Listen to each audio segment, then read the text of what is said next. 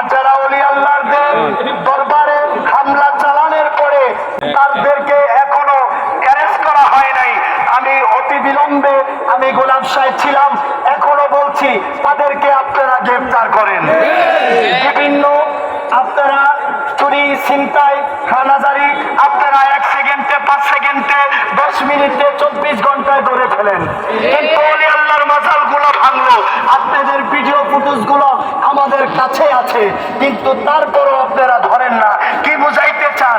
ওলি আল্লাহ কি জমিনে ওলি আল্লাহ আছে, থাকবে, কিন্তু কিছু বলে না বিদায়, ওলি আল্লাহর ভক্তরা বিদায় আপনাদের কিছু বলে না বিদায় আপনারা মনে করেছেন তারা নরম। আমরা নরম না, আমরা সুন্নিরা ভদ্র, আদবওয়ালা, নবীওয়ালা, ওলি আল্লাহ, প্রেমিকওয়ালা।